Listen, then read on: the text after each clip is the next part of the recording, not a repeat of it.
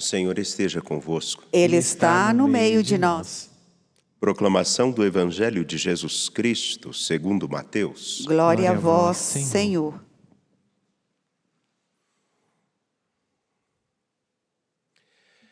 Naquele tempo, os discípulos aproximaram-se e disseram a Jesus: Por que tu falas ao povo em parábolas?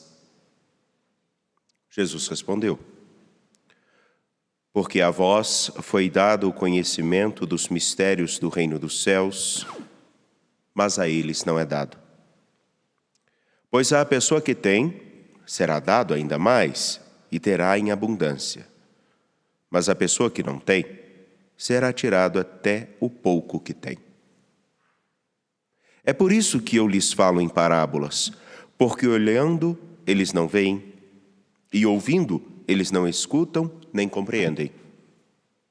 Deste modo, se cumpre neles a profecia de Isaías: Havereis de ouvir sem nada entender, havereis de olhar sem nada ver.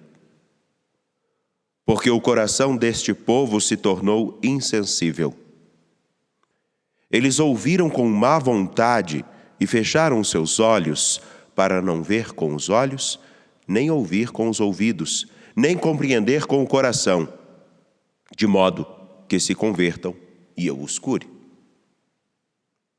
Felizes sois vós, porque vossos olhos veem e vossos ouvidos ouvem. Em verdade vos digo, muitos profetas e justos desejaram ver o que vedes e não viram. Desejaram ouvir o que ouvis e não ouviram. Palavra da salvação.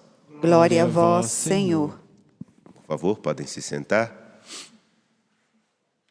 Hoje nós estamos com o santuário envolto numa neblina que daqui a pouco, pelo movimento do vento e já vai ser dissipada, teremos uma exuberante visão e o sol provavelmente virá para rachar.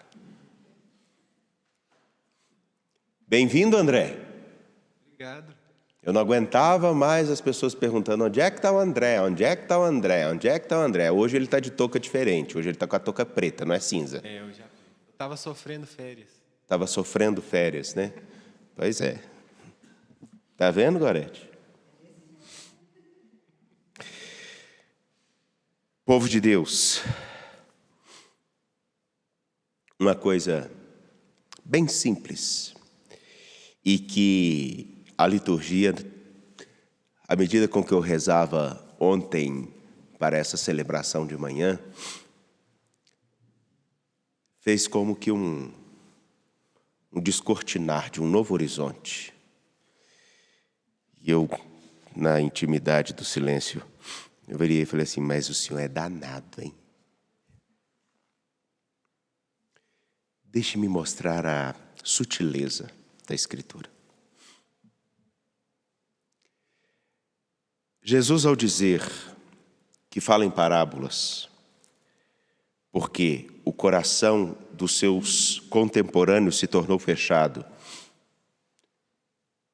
ele está falando de um modo e ele usa de um artifício que nós usamos com facilidade.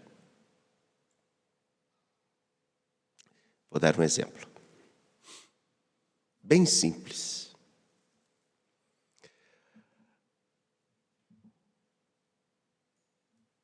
O rapaz pode ser apaixonado pela moça ou a moça pelo rapaz.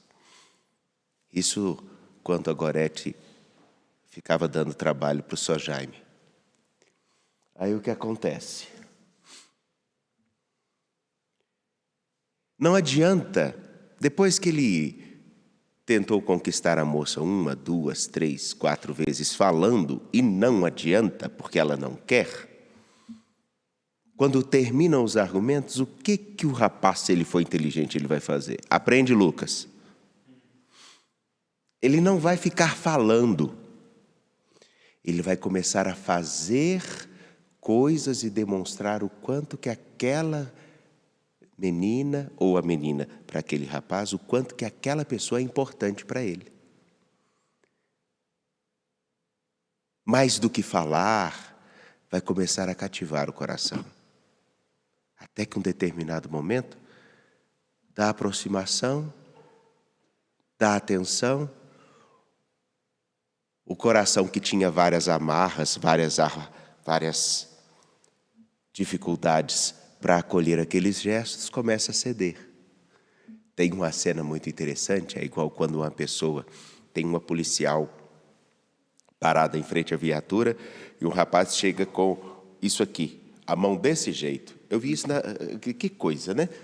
Eu vi isso, aí vem chegando assim para o lado dela e ela olha desconfiada e de repente ela toca.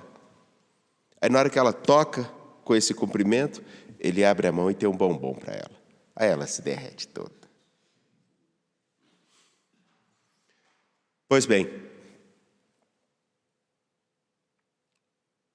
nós vamos entender muito bem isso. Jesus fala em parábolas por quê? Lembrando no início do capítulo 9, ele está frente a frente a uma multidão. E ele usa justamente a imagem e a parábola do semeador que sai para semear, e a semente que ele semeia cai em todo tipo de terreno. Vejam, nós sabemos quem é o semeador, nós sabemos que a semente é a palavra, mas o terreno é cada pessoa na sua liberdade de acolher ou não aquilo que o Senhor lhe apresenta. E nós podemos, por resistência, porque escutamos muita gente falar de Jesus e fazer o contrário, nós podemos criar uma resistência natural. E nem mesmo estarmos dispostos a escutar. É por isso que tempos atrás, eu me lembro muito bem, que o Papa Francisco disse: nós temos que anunciar o Evangelho a todo tempo, e de vez em quando a gente tem que citar a Escritura. Porque a vida de cada um de nós deve ser como uma relação na qual a gente sempre mostra a importância do Evangelho por aquilo que a gente faz, por aquilo que a gente vive, por aquilo que a gente acredita, pelo modo com que a gente se comporta. E algumas vezes a gente cita da Escritura.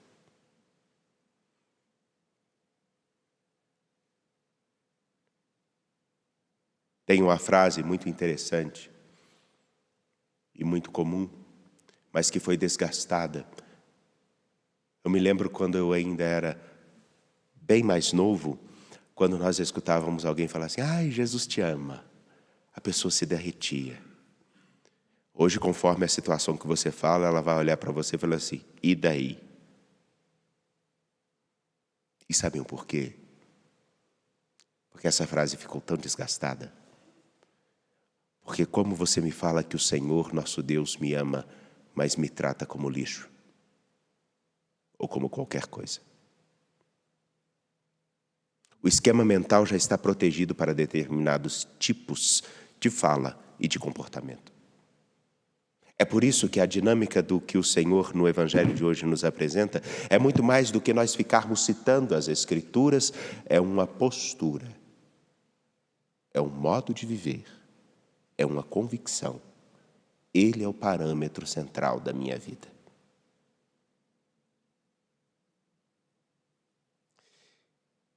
E por coincidência, ou melhor, por providência, nós escutamos hoje o Senhor nosso Deus dizendo pela boca de Jeremias ao povo do tempo de Jeremias: eu me lembro quando você era jovem. Eu me lembro quando você, no início da nossa relação, era amável, afável, como uma noiva esperava o seu noivo. Você era como as primícias dos frutos da terra. Ninguém poderia tocar em você, porque se tocasse em você, que era reservado a mim, sofreria. Eu te dei tudo. Te ofereci tudo. Eu te dei uma terra onde tudo você teria para viver.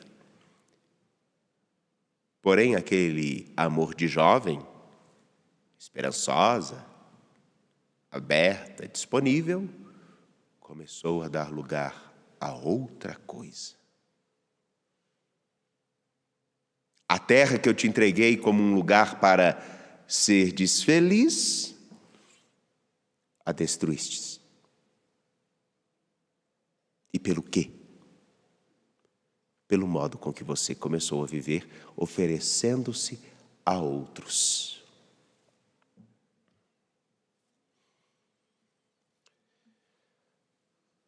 Fazendo determinados paralelos e muito simples, como os casais, ao se casarem, têm a disposição imensa de oferecer o melhor que têm, a paciência, o cuidado, o carinho. A mulher aparece toda emprequetada quase todos os dias na frente do marido.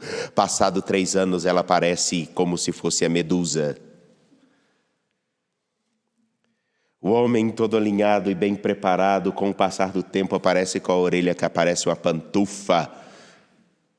Não se preocupa nem em tomar um banho direito. E a pobre coitada tem que se conviver com um camarada que chega fedendo a álcool e se recusa a tomar banho depois de um tempo. Os cuidados básicos são deixados de lado porque não se oferece mais o que se é para aquela pessoa. Do mesmo modo, quando nós começamos um trabalho novo e ficamos todos empolgados, mas a rotina pode começar a nos consumir e oferecermos depois o que dá, o que pode.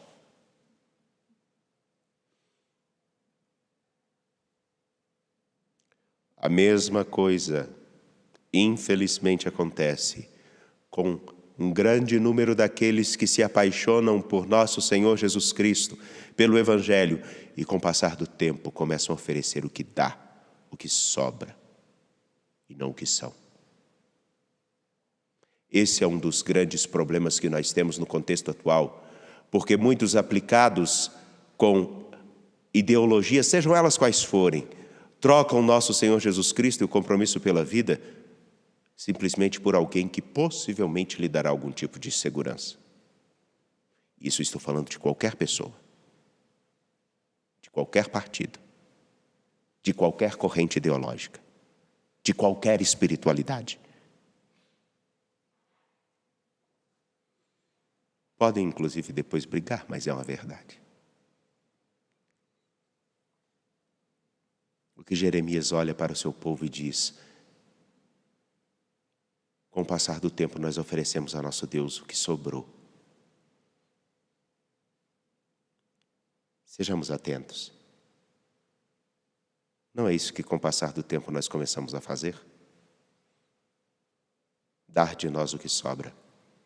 Porque nas nossas capacidades intelectuais, na nossa observação da vida, começamos a estabelecer um discurso onde isso aqui cabe, isso aqui não cabe, isso aqui é bom a gente observar para seguir a nosso Senhor Jesus Cristo, isso aqui não.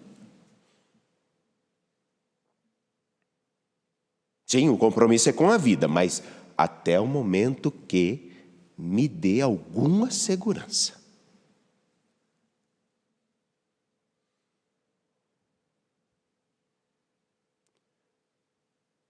Somos capazes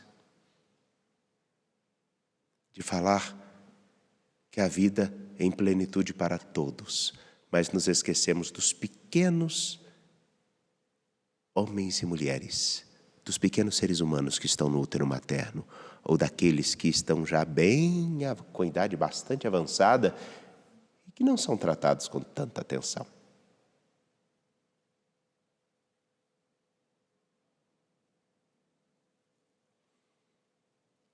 Por isso que a fala de Jesus e de Jeremias pega uma ressonância tão interessante. Porque Jeremias olha para um povo que já tem um esquema mental muito bem formulado para, inclusive, justificar a sua não adesão ao que o nosso Senhor havia pedido pela Escritura. Eram capazes de justificar as suas alianças com outros povos, com outros deuses, com quaisquer outras coisas. O que não é muito diferente de hoje. Porque na busca de fazermos uma religião à nossa imagem e semelhança e um Deus que responda ao nosso anseio, nós o trocamos por ninharias. E o problema é que quando nós o trocamos, nós também trocamos a nós. E o Evangelho vem dizer, essa geração com quem eu converso, essa geração a quem eu anuncio, é uma geração onde não vai bastar eu simplesmente argumentar, será necessário eu demonstrar a riqueza daquilo que é precioso que todos desejam. É por isso que o Senhor fala em parábolas. Porque primeiro alcance o coração, que quando chega no coração, até o feio fica bonito.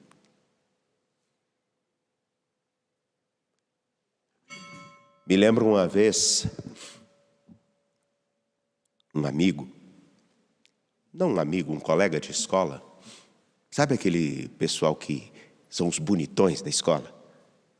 Todo mundo já teve, né? Aquele do emprego que é o galã. E as meninas todas eram apaixonadas com ele.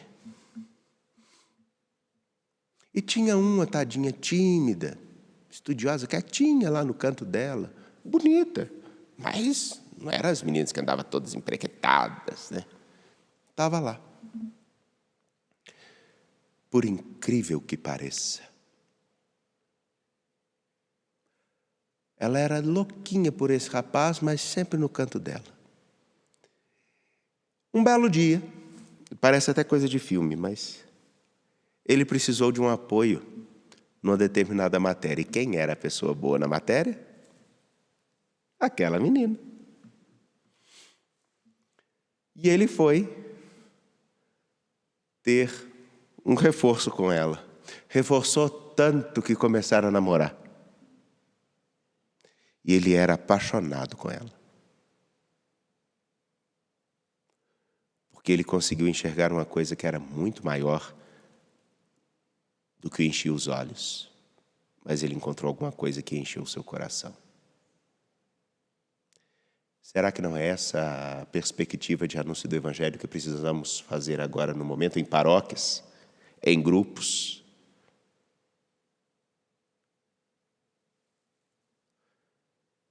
Porque se não mostrarmos aquilo que enche o coração, as palavras no tempo presente, principalmente no tempo das redes sociais, elas só são palavras. E daqui a um tempo serão esquecidas, descontextualizadas. Mas no fundo, todo mundo quer uma proximidade significativa que preencha o seu coração. Isso é o que o Senhor nos oferece. Ele não nos oferece palavras.